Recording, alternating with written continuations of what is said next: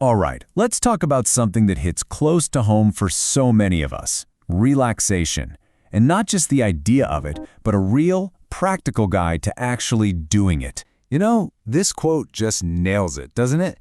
It's that crazy paradox where the moment you need to chill out the most is the exact moment your brain and your calendar are telling you there's absolutely no way you can. I mean, who hasn't heard this one? Someone sees you're stressed, and with the best intentions, they drop the classic, "Hey, you should just relax." But let's be honest, how often does that actually help? Yeah, most of the time it doesn't work at all. When you're right in the middle of feeling completely overwhelmed, being told to just relax can feel, well, kind of impossible. It's because your body is in a state that makes calm feel like a million miles away. So, to figure out why it's so hard, we've got to look under the hood. We need to understand what is literally happening inside our bodies when that wave of anxiety hits. And believe it or not, there's a name for this. It's called somatic anxiety. Somatic just means it's about the body. These are all those physical feelings that come with anxiety. They are not all in your head. They're very real physical side effects of your body's ancient fight or flight system kicking into gear. Sound familiar? That constant knot in your shoulders, realizing you've been clenching your jaw for, who knows, maybe hours? That feeling of being keyed up even when you're sitting still? When you feel this stuff day in and day out, it starts to feel normal. That's your body living in a state of high alert. And this brings us to a really important shift in thinking. The real goal here isn't to just zap one single moment of anxiety when it pops up. The game-changing goal is to lower your body's entire baseline of tension. Think of it like turning down the master volume on your body's stress response. So, how do we do that? Well, here is maybe the biggest takeaway from all of this. We have to change our whole approach. We need to stop trying to relax and start training for calm. Think about it. You wouldn't go to the gym once and expect to be stronger. Relaxation is exactly the same. It's not some magic switch you can just flip on when you're stressed. It is a physical skill, a muscle that you have to build through consistent practice. Now, knowing when to use these skills is absolutely crucial. They are amazing as a daily practice to lower that overall baseline tension. And they're great for helping you cope with a tough situation you can't just run away from. But, and this is so important, they are not the tool to use when you're trying to fight off a full-blown panic attack. Trying to force yourself to relax in that moment can actually backfire, teaching your brain that anxiety is a terrifying threat, which just makes it more powerful in the long run, right? It's just like training for a 10K race. You can't just go for a run the day before and expect to finish. You have to put in the miles, week after week. You can't cram for it.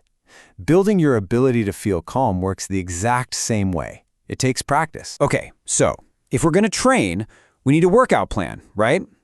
Let's get a few fundamental techniques into your toolkit that you can start using literally today. First up, slow belly breathing. You can do this sitting, lying down, wherever. Just put your hands on your stomach, take a normal breath in, and then the magic happens on the exhale. Breathe out slowly for a count of 5. Pause for just a second and do it again. That long, slow exhale sends a powerful signal to your nervous system that you are safe.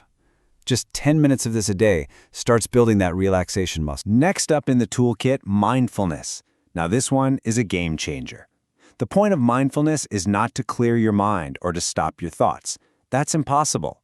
The goal is simply to watch your mind, to observe what's happening in there without judging it or getting swept away by it. Here's a great way to picture it.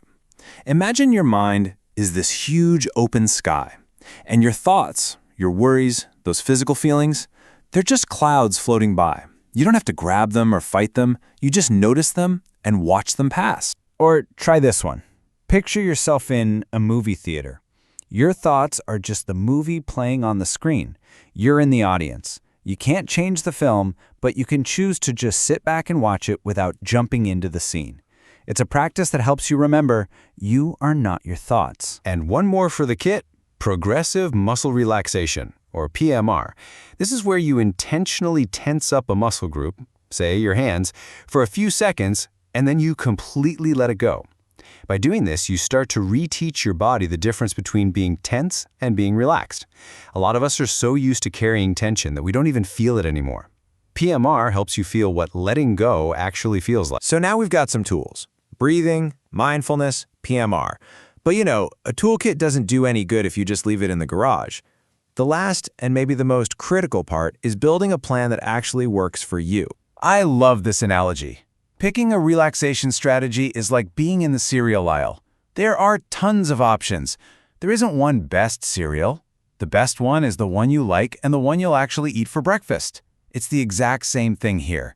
The best technique is the one you'll actually do. And look at all the different paths. Relaxation doesn't have to be sitting on a cushion meditating. It can be putting on your favorite music, taking a walk outside, playing a sport, getting lost in a good book or a hobby, or just spending time with people you care about. Things that give you pleasure and things that make you feel capable are powerful, powerful tools against stress. And of course, none of this works as well if the foundation is shaky.